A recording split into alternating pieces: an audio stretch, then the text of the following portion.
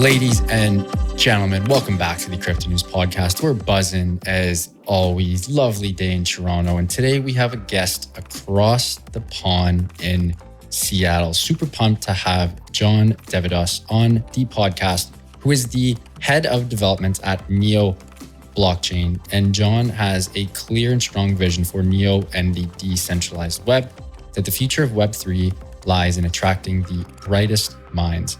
His vision was born during his time as a former managing director and general manager at Microsoft, ever heard of him, where he incubated and built Microsoft Digital from 0 to 0.5 billion revenue and led architecture strategy, product, and developer engagement from the Microsoft.NET platform V1. As well as his time at Microsoft and Neo, John has also published a number of books on software architecture and is currently working on a book on decentralized systems. John also leads NGT Enterprise Inc. in Seattle with a focus on blockchain, developer experience, and tooling.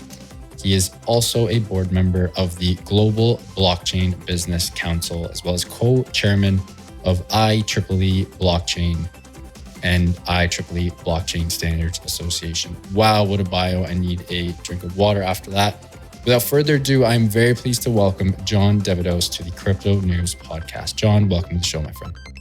Matt, thank you, sir. That was a very, very kind intro. I really appreciate it. It certainly sounds like a very long intro, but I'm humbled. Truly a privilege to be on your show, to be able to discuss all things blockchain, Matt. Thank you. John, pumped to have you on, and thanks for the tire pump on the intro there. Let's start way, way back. You are one of the few people in Web3 who not only experienced Web 2, but also experienced Web Uno, in the sense that you were building shit in Web Uno. Not even shit, you were literally building Web Uno. Walk me through that process. What are some of the craziest changes and trends you've seen from the whole more than that, 25-year plus rip from Web 1 all the way to Web 3? Absolutely. It's a pleasure. Yes, you're right. Way back when, late 90s, built the platform that eventually became known as .NET for Microsoft. So you're right, we built the stack, the plumbing, and the developer tools and the experience for Web 1, you might say. Of course, the segue also into Web 2, circa late 2000s, early 2010s, through the cloud transition, and of course now the so-called Web 3. I would say, with respect to what we call Web 1 these days, Matt, what was very interesting, the fundamental principle, if I could emphasize one principle, is one of loose coupling. Prior to that, in terms of the PC wave, client server, and so on, we built very tightly coupled systems. And the big shift, the fundamental shift that we had to educate, evangelize, and really sort of promulgate across the stack was the emphasis on building services, being able to build loosely coupled services that you could compose in turn to build applications. Now, at that time, I had this very naive view that these loosely composed services, composable services, would lead not just to technology implications, but also economic implications. And unfortunately, that was not the case. We realized very quickly that, yes, we could build loosely coupled systems. However, it was going to be plumbing. And the reason I say this is because it'll segue into Web 3 in a couple of minutes. The shift from Web 1 to Web 2 was a fundamental shift. And I would say the industry lost many developers and also probably many companies in that shift. Why? Because the Web 1 commercial model was very traditional, was very vanilla, classic. You knew how to monetize your services and products. But with the so-called Web 2 wave, as we now know, the customer became the product, the consumer became the product. And so this is a very fundamental shift in terms of how to think about monetization and profits and revenue and market share, right? And that was you could say almost a chasm in between. Of course, many people made the leap very successfully, but also many did not. Because if you think of yourself as a geek, as a technology guy, which I used to back then, it's very hard to say, okay, look, the economic model is now completely different, right? And so likewise, the shift from Web 2 to Web 3, Matt, Web 2, if the customer became the product, in Web 3, what we have is this shift of blockchains as economic platforms.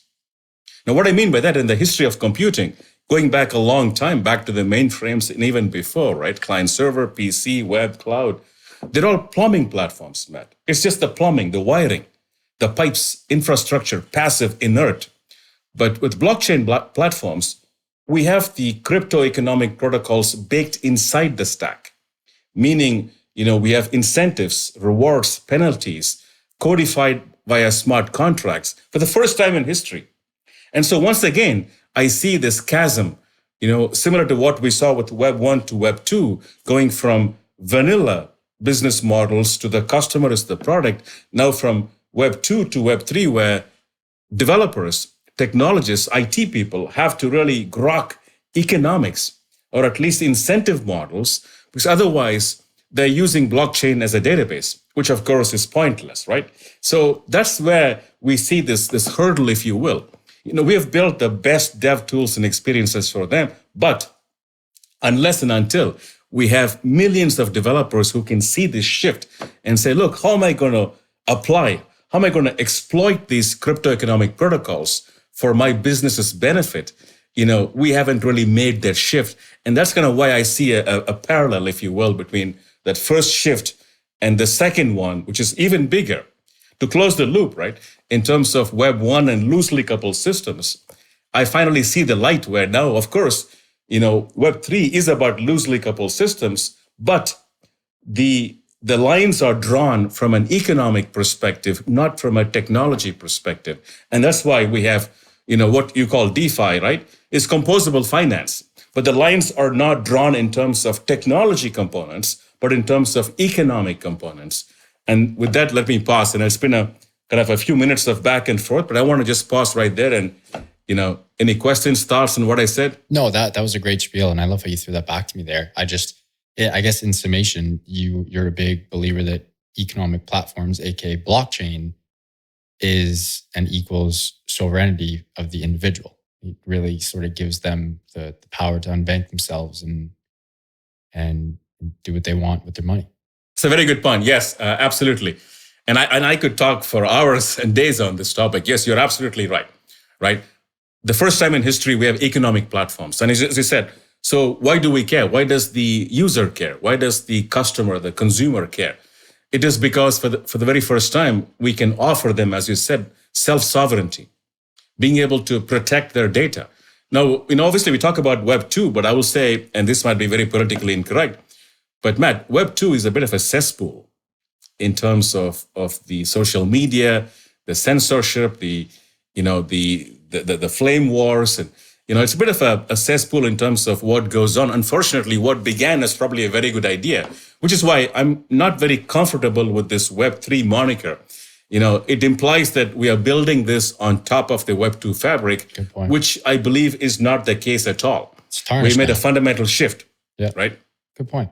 And that's why, to your point, the self-sovereignty of the individual, which goes back to, again, sort of almost retracting every mistake we have made with Web 2.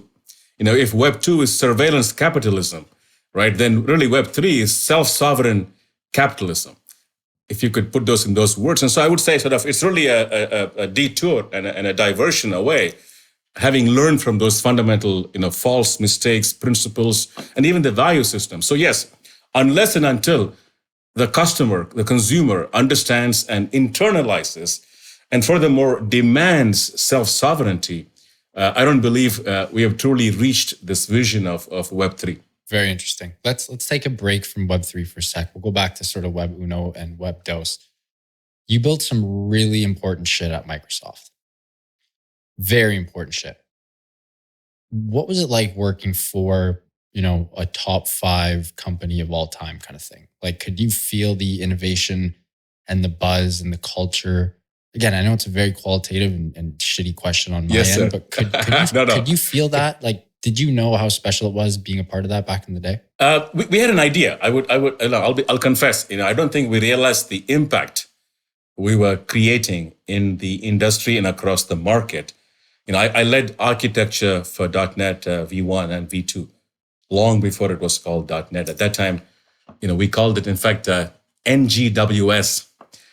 Which meant next generation web services. And the NG is sort of carried on, obviously, as you can see, right? So next gen web services became .NET. And we didn't quite realize how much of an impact that the stack, the platform would have. Matt, there are 22 million plus developers worldwide. And I would say with .NET, we probably hit, a significant majority of. And I remember back then, being in airports and traveling and meeting customers, and people would say, hey, John, it's pretty cool stuff you guys have built with .NET. And so that was very fulfilling to look back and say, look, we are making a difference, right? And that's the one thing I would say, this element of positive energy coming from, we are truly making a difference in terms of helping these millions of developers to be successful, but also to have fun. There is a mental model, Matt, I used to use back in those days. I don't know, are you a climber? Do you hike? Do you climb mountains? I can hike, but not climb. No, that's way out of my pay grade. All right. Do you ski? I mean, you live in Toronto. Do you ski probably in the winter? I can ski. Yes. Yeah. So the way I would talk about this, Matt, back then is, when you're climbing, right? And I have friends who do ice climbing. So I watch them, I work with them, I help them. So, it's a lot of work. You have maps, you have compasses, you have equipment, you have planning, very rigorous planning. It's hard work, right? Of course, when you reach the top, the peak, there is satisfaction. It's very hard work. But skiing, on the other hand, is downhill. You don't have a map when you're skiing, right? There is no compass. Yeah, that's a good point. You just go, right? It's fast, it's fluid, it's fun, it's effortless, right? And so when we built those tools, Matt, the driving principle for me is building software. And today, building smart contracts ought to be like skiing downhill, not like climbing up, right? It's a fundamental shift, right? Because that's what makes developers, enjoy the experience, have fun. That's a great analogy. Themselves. That's a great, pardon my French, fucking analogy. You like it? Well, I'm glad you like it. Thank you, sir. Sorry, keep going there. You're on a roll. Yeah, so basically that's the driving principle, right? Because look, building software is like building anything, and it's like engineering, it's like architecture. But unless it is fun, it cannot be productive, because the key is to be in the flow. And in the flow, you're a skier. You know what it's like to be in the flow when you're skiing, right? That's when magic happens, man. So that's the driving principle. It's easy to build dev tools, but most dev tools out there, it's like climbing. It's hard climb up the hill, right? It's tiresome. It's you're sweating. It's hard work, and you're hungry, and you're looking at a map, and you're saying, how do I get this next leg done? But really, for me, building tools back then for .NET, building tools for Windows Azure, really was driven by this profound observation that we realized that, look, if it's not like skiing downhill, go back and try again. You're not there in terms of the tools, in terms of the developer experience. Great point there. Let's change avenues one more time here. And I want to get specific on John. You're a very high performer. You've built a lot of stuff, high output individual. What daily disciplines, morning routines, nighttime routines, do you have anything that, has to be in your calendar? That one thing that just really makes you tick, makes you fire on all cylinders? Well, thank you. So thank you for the very, very kind comment. I would say it's not a discipline per se. That might be perhaps too disciplined a word to talk about what I do. But a couple of things, Matt. One is positive energy. I believe that energy is a force multiplier, and certainly positive energy. So finding things to do, to focus on during the day, that give me positive, that feed my energy, that help me to amplify, to scale, is critical, because negative energy drags you down. So I would say, ensuring that early in the day you have those blocks of time to work on activities that give you back, that don't take your energy. The second thing I would say is in terms of think time. There is this perception, right, that you have to be working, you have to be creating, delivering output. And for me, it's quite the opposite. I spend a lot of time just sitting around thinking. And I like it because I'm a patterns guy, okay? The reason I can do what I do is because I'm able to find those patterns, bringing those points of data to connect and say, aha, right? There are two kinds of people in the software space, Matt. One profile, basically you give them a problem and they can decompose it and decompose it and decompose it. And eventually they say, okay, this is how I'm going to solve this, right? Superb technologists at problem solving and decomposition. There is a second group of people, much smaller, and they can go abstract up and up and up, and they look for the patterns. And so I think I'm more of a pattern guy. So having the think time to really sit down, probably listen to music, but just sit down and think and figure out what those cross connection points are. And then when I'm productive, it only takes maybe half an hour or 40 minutes to do what I want to do. But because I've done the think time, right? Because I've had so many days, maybe weeks to reflect, right? To put the puzzle pieces together, when I am productive, I can get it done very, very quickly.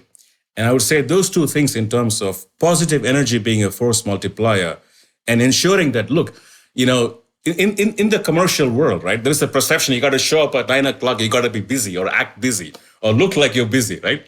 This is a fatal flaw, right? Leave people alone, basically, to think, to understand, because when you do that, then you can make magic happen. I would say those two things. The last thing is, of course, Matt, lots of coffee, man.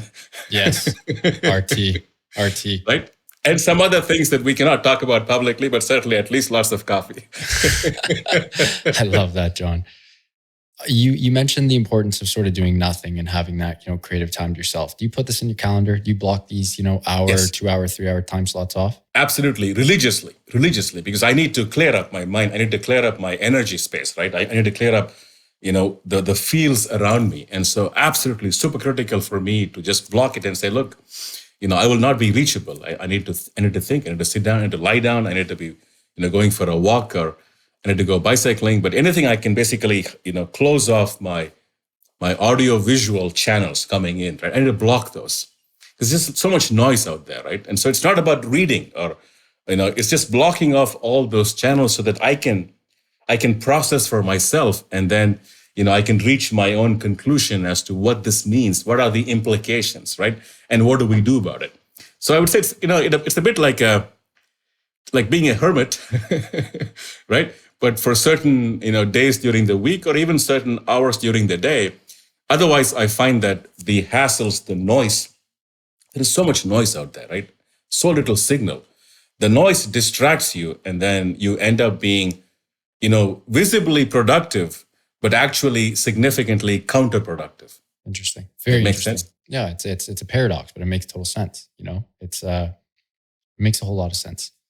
Let's jump into decentralization. Then we'll get into Neo. We'll get into the fun stuff. Well, mind you, we're already having a blast. But you have a couple very, very strong opinions on decentralization. I tend to agree with, I guess, pretty much all of them. But you think that decentralization is a red herring. What do you really mean by this? What should we do? Has this helped or hindered the industry?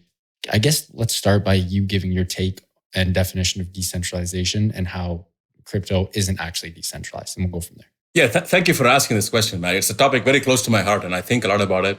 In fact, I'll be publishing a couple of articles on this, in the coming couple of weeks or so.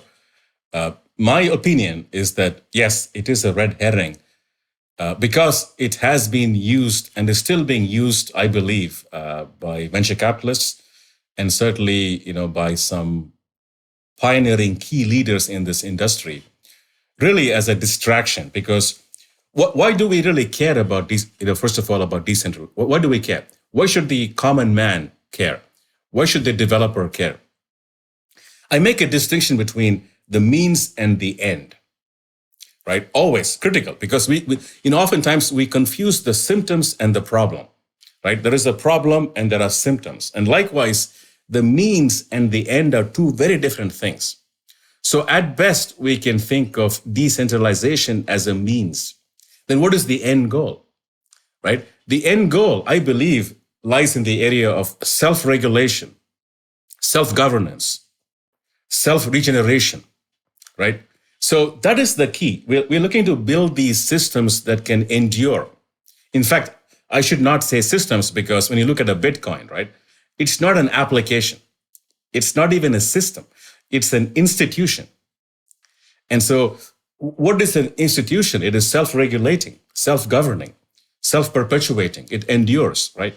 So from that perspective, this notion of decentralization, I believe, has been used and probably abused, along the way to distract.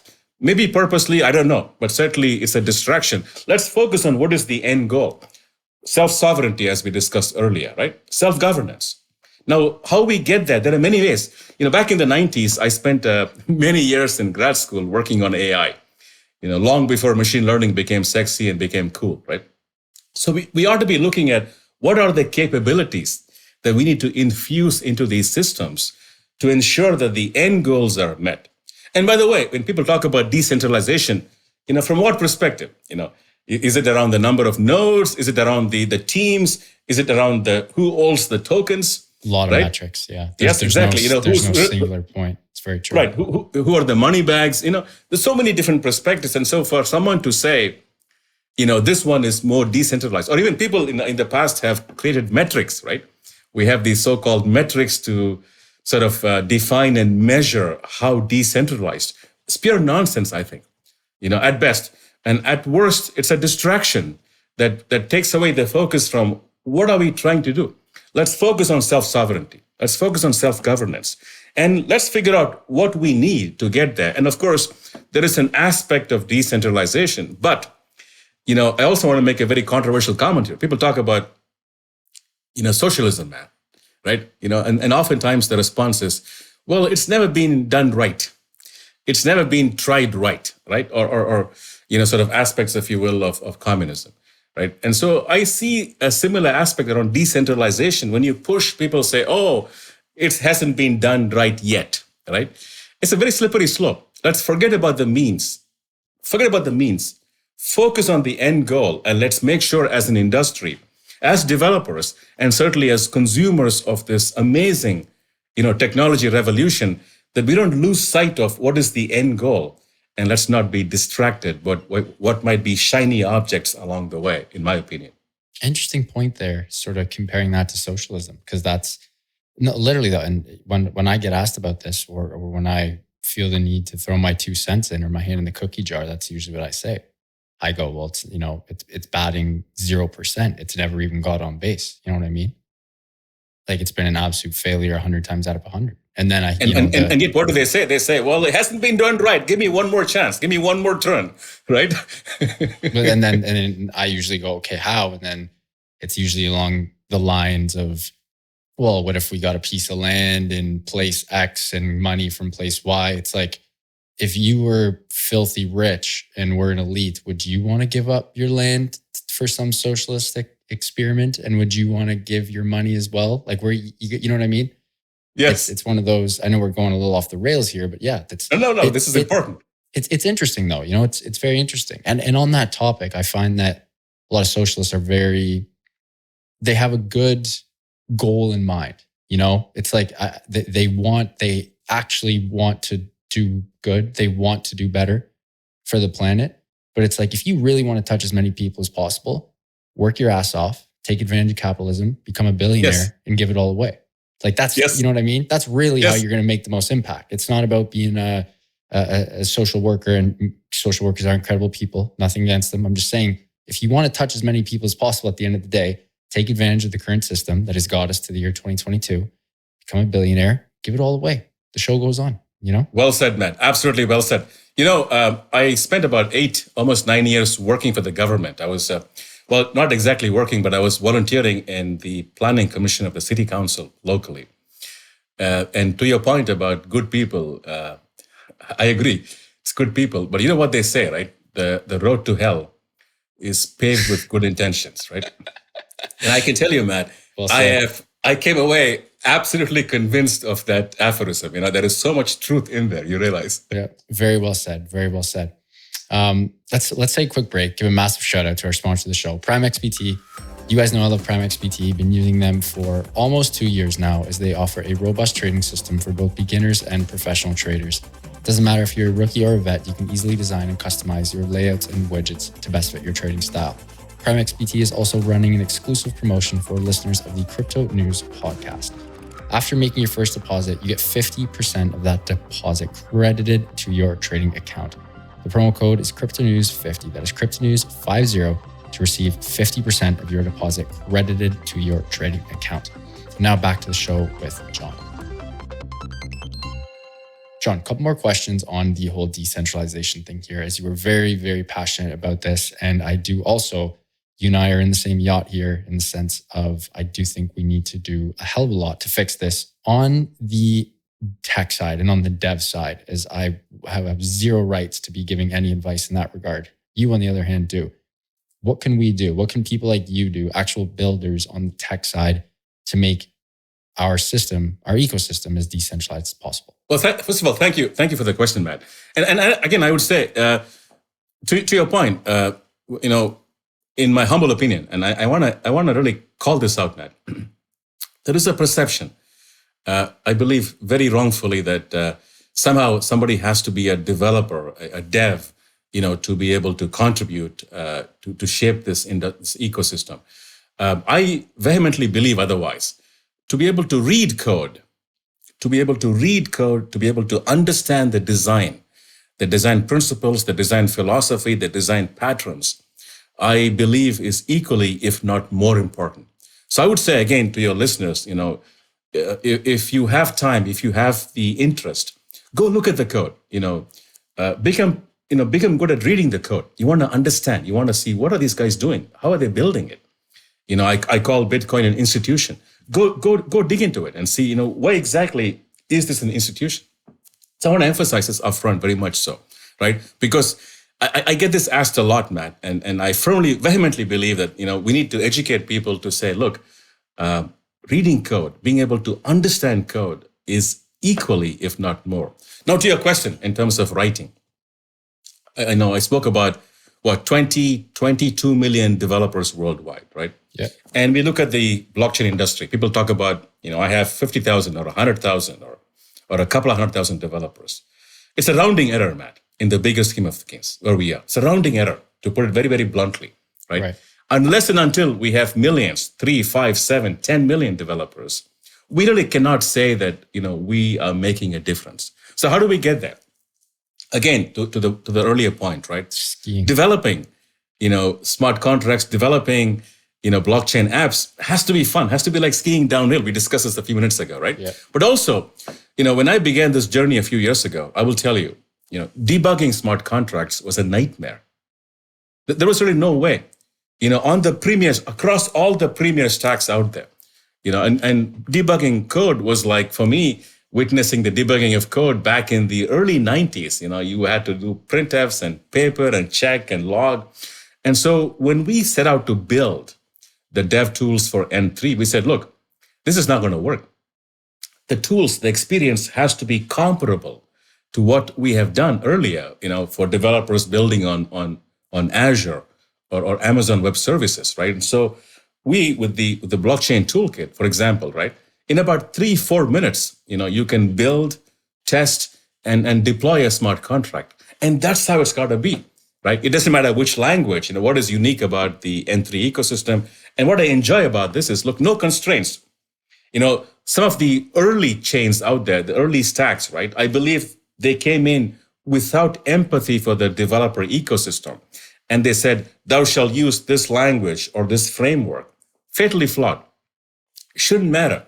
Come in as you are. If you like Go, you like types, JavaScript, Java, C, doesn't matter. There is no constraint in terms of how you come in.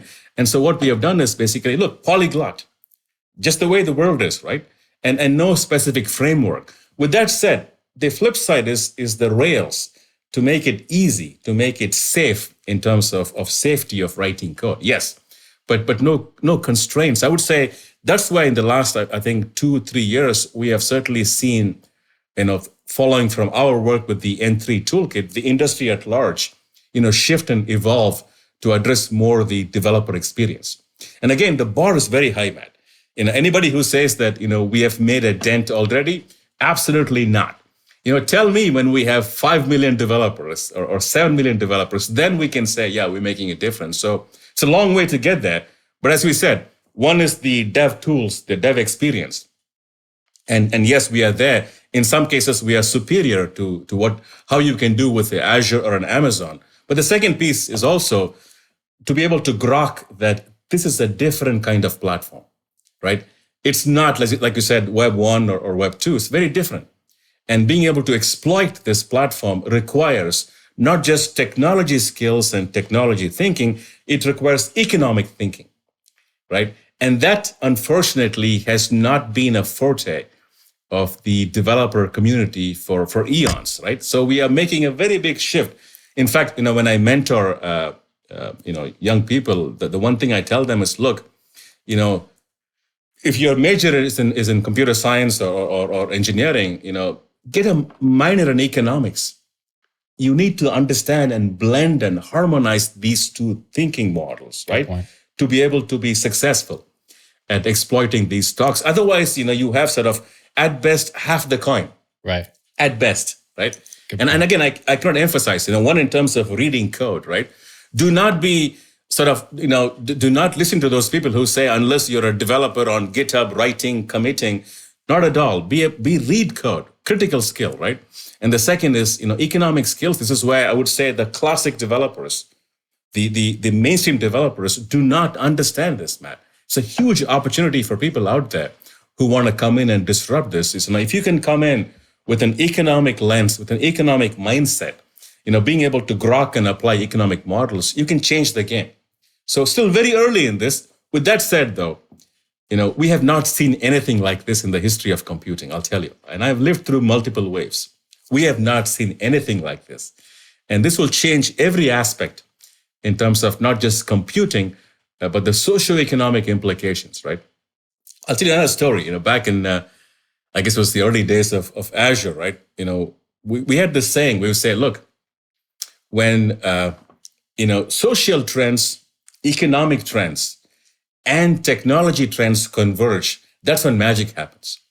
Look back in history, there have been times when technology makes leaps and bounds, and you have social disruptions out in the world, and sometimes you have economic, like we had the crisis back in 2009, we have another kind of crisis right now. But when you have economic trends, good, bad, or ugly, social trends, good, bad, or ugly, and technology innovation, at the same time, then that's when magic happens. And I believe we are seeing another similar sort of wave of that particular intersection right now, Matt. Again, John, you're on a roll, man. Tons of points I want to talk about. One thing that really hit home there was sort of, having the dev skills and the economic skills, how that almost gives you superpowers. That's sort of like I want to say it was the Steve Jobs quote when he's like, if you can build and sell, you'll be unstoppable. I don't know if it was him or if it was someone else, but like, it sort of reminds me of that, because if you can, for at least more specifically for the next wave of coding and developing and building, if you have the dev side and you have the economic side, and a lot of the next, a lot of the code that is going to be written will have economics and finance involved, like you've been preaching, you're going to be a freaking superhuman, Absolutely. And this is opportunity, right? Opportunity galore for people out there listening on your show and beyond. This is opportunity. Use it, exploit it, right? The traditional developers are kind of stuck, right? It's a hard change for them. It's it's a non-trivial change. So use it. Absolutely. Very well said, Matt. Thank you. No, that's a good point. We barely touched Neo. I know you brought up N3 a couple different times. When you go on the Neo website, it hits you hard. There's a lot on the website. It should pretty much just say we do everything, because it does do everything. But give me the elevator pitch on Neo. Talk to me a little bit about N3, how it's sort of so powerful and comparable to Azure and AWS kind of thing. Yeah, so we could talk for a long time. I'll give you sort of maybe two or three key aspects, right? One is N3 is designed as a platform for digitizing assets. A singular goal, digitizing assets. Now, of course, this is a very big surface area, right? You could go all the way from, on one side, gaming, because gaming is about digitizing assets, and all the way to the other side, where in terms of real world, commodities, equities, real estate, and as you can see, this trend of digitizing assets is unstoppable, right? It's growing by leaps and bounds, and it's a question of when and how soon and how big. So this notion of a platform for digitizing assets is unique. And to me, that was really the big draw early on in terms of investing and building, putting my energy to build the dev tools for N3. The second aspect I would say is this is something people might not be familiar with, but N3 early on was built on .NET Core, Matt. So there was a lot of carryover in terms of what I had built earlier during the first wave of the web, and what was being done with Neo and N3. And so for me, that was another aspect of why I was enthused about again putting my time, my energy to build the premier developer experience for developers in the blockchain world on top of N3, which we have done. The third, I would say, is in terms of the ecosystem. Obviously, everybody talks about community and ecosystem, but truly having a global, community across Asia, across North America, Latin America, Central America, Europe, the Eastern Europe, Far East, being able to bring people across a wide variety in terms of cultures, value systems, appreciation, because this notion of digitizing assets is universal. We can look at other trends. We can talk about DeFi, DAOs. There are many things out there that'll come and go. But I firmly believe that if there is one thing that this stack, these technologies will change at the core, is that assets will be digitized. And this means many things, obviously in terms of deeds, transaction, contracts, also in terms of fractionalization, being able to use it, collateralization. There's a lot in terms of how we can parse it out. And I would say, so as a stack for digitizing assets, as a developer experience that is targeting the 20 plus million developers out there, and making it, like we said, as fun, as much about being in the flow as skiing downhill. At the same time, being as productive, if not more, than when you're building, for example, a Lambda function on AWS, or you're building, likewise in terms of functions on Microsoft Azure, right? That's what we have done. Of course, we're not stopping. Me and the guys here in Seattle, every day we are focusing on the dev experience. We are pushing the bar in terms of what we see as the needs. That's kind of really, I would say, over a few minutes in terms of a summary. There's plenty more we can talk about, but that should give you a sense. Yeah, that was a great dive. I feel like another topic you're very passionate about is onboarding. You just talked, not just, but 20 minutes ago, you talked about onboarding the next million developers. How do we onboard the next million or billion people to Web3? Because everyone has their hot take in that regard. But what's your 2 cents on that? Yeah, so I would say across sort of maybe two personas. One is the developers, and then one is what you might call consumers or users or people that will benefit from these technologies. On the developer side, 2 things: tooling and experience, which obviously we have made leaps and bounds in terms of providing them tools that are comparable, if not superior, to what they have currently. The second is the economic thinking. And I've made it a kind of a mission. I publish a lot, I write a lot on this topic because this notion of economic computers is real. It is here, right? Now, the challenge is, how do you take 30, 40, 50, 60 years of thinking about what is a computer and how do you use computer systems to now say, hang on a second, you have to really think about economic protocols, crypto economic protocols. Because if you are going to be able to exploit smart contracts, you have to understand and know what are the design patterns, what are the anti-patterns, right? That is kind of the second part, which obviously I have a focus. I serve as co-chair of IEEE Blockchain, also serve on the board of the GBBC, the Global Blockchain Business Council. These are facets of my own commitment to give back. I believe that as an industry, it's people like us, me, you, coming together to share, right, what we can see as the challenge, as the opportunity, and then how do we invest in terms of mainstream developers, in terms of students, universities, colleges, schools, and more. Those 2 aspects. On the flip side, the other persona of the customer, shall we say? I don't like the term user, customer, right? Or people who benefit from these technologies. I want to emphasize self-sovereignty. Let's be very clear. The challenges, the problems, if you will, around Web 2, were self-imposed because of the underlying stack. Now, if we do this right, this shift from Web 2 to Web 3 is not incremental. In fact, Web 3 is not built on Web 2. Web 3 is very much a detour, like I said. It's a segue. It's off in a different direction. It's about fundamentally rolling back many of the blunders of Web 2, in my opinion, going back to, again, sovereignty, being able to have privacy, being able to decide how much, how, where, and when of your data will be accessible to somebody else, being able to ensure that what you put in, you get back commensurate with your inputs, right? Being able to design systems where everybody has a shot in terms of being able to contribute, but also significant to benefit from the contribution. Those are all very much antithetical to Web 2. Web 2 is in many ways, to me, how do I say it politely, an exploitative model, unfortunately, in many ways, not just economically, but also socially, in terms of the cultural impact, of what has happened across social media, for instance, right? We have the opportunity. We truly have this window to roll it back and go off in a different direction, which is why, like I said, I'm not a big fan of calling it Web 3, right? Yeah, it's not about Web 2. No. We are going back to Web 1 and really go off in a different direction. So I know it's a long answer, but I want to just sort of give you the perspective of, goes back to, again, the economic thinking. We need to demand from both developers and the customers that they come in with the economic expectations. This is not your father's or your grandfather's computing system, right? I love that.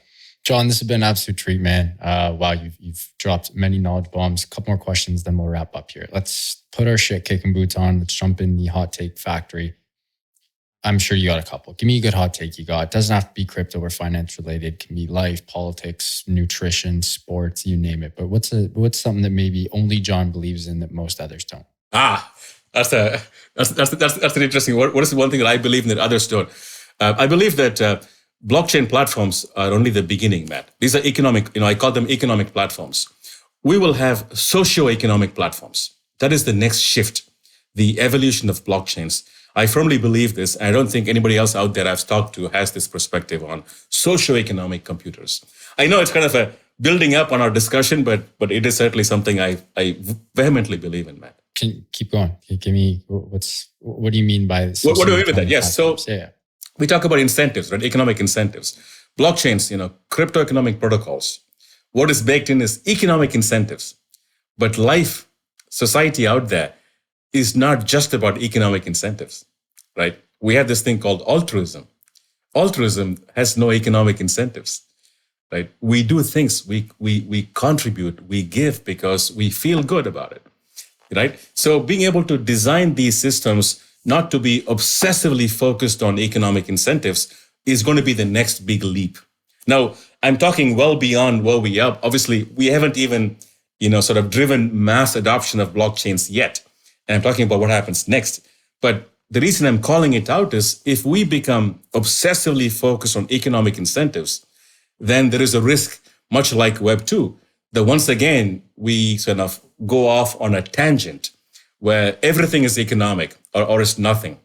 And that is not a good trend, I think, in terms of society at large. So we need to understand, we need to have these systems reflect and also create the code that is able to manifest incentives well beyond economic incentives. Otherwise, it becomes very much a robotic, existence, if you will. Damn good point. Does that make sense? Man, you brought the noise. I love that. Any other hot takes you got for me? Well, I would like to think that, back to our discussion on the intersection of social, economic, and technology trends, I think we are living in a very, very interesting time. It is very clear that from a social perspective, people are not happy. I think we can see why. From an economic perspective, I think people are not particularly enthused either. So we have this magical piece of technology called blockchain, and it's much more than a chain. It's much more than a ledger. It's a platform. And I would like to believe that this might be a turning point in terms of building what I call institutions, not systems, not applications, but institutions that can be self-governing, self-regulating, and really put self-sovereignty at the core of it. In terms of hot takes, I would also say that what we have seen in the last 2.5 years, hopefully, people's eyes open up and they realize that the systems are not always working for you. The systems work for themselves. There is how do I say it politely, right? The system, Matt, the system has no incentive to fix itself. Think about it, right? No system has an incentive to fix itself. So if you, me, us, your listeners, right? If we want to see something fixed, be aware the system has no incentive. There has to be an outside force, an external agent that is going to catalyze the system towards fixing those. So let's not be naive and wait, because otherwise the system is just going to keep going at it, right? John, well spoken, man. Well spoken. The skiing analogy that will be stuck. You like that one, eh? that can be used for a lot of different things. A lot of systems, topics, you name it. It makes so much sense because the joy of skiing is such a treat. Yes. You take your two butt cheeks, you throw it in a chairlift, and boom, you're at the top, and you're in an absolute flow state the whole way down. But then when you've hiked and you climb the mountain, and I love hiking, don't get me wrong, I have bad knees. So for me, going up is more fun than going down.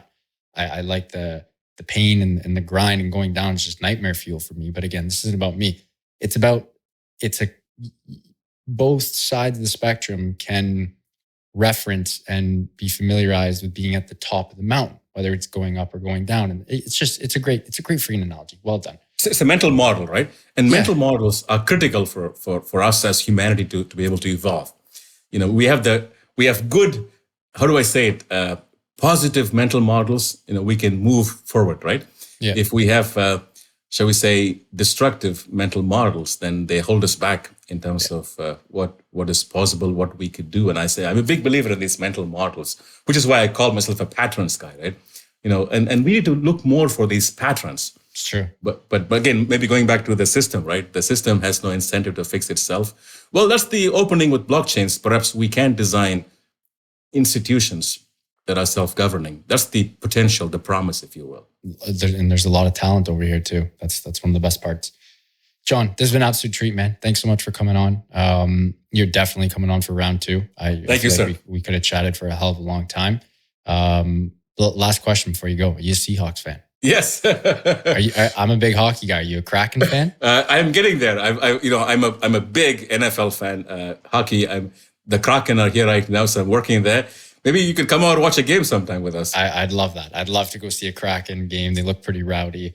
That team has a good young team. Not good, but young team. A lot of draft picks. Give it 5-6 years and they'll be trouble. And your city, with how you guys jump onto sports teams, that'll be a lot of fun. So get your popcorn ready. That'll be good. That's right. Great jerseys too. I love the different shades of blue. It's great. Yes, that's true. I like it too. It's very, very well done. By the way, the Broncos are here in about 4 hours. It's going to be an interesting game. That is one thing that NFL, speaking of systems and procedures, does better than anyone else. Their ability to create water cooler talk is second to none. How they literally have turned that into a never-ending paparazzi media story.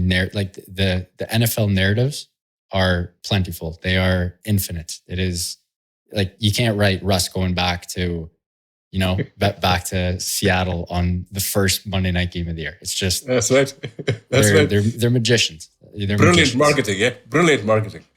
Create a culture around it. John, thanks so much, man. Before we let you go, sir. It's a pleasure. Absolutely. Can you please let our listeners know where they can find you and Neo online and on socials? Certainly. I mean, look, easiest way, send me email, john@devadoss.net, or, if you like, you can look me on LinkedIn.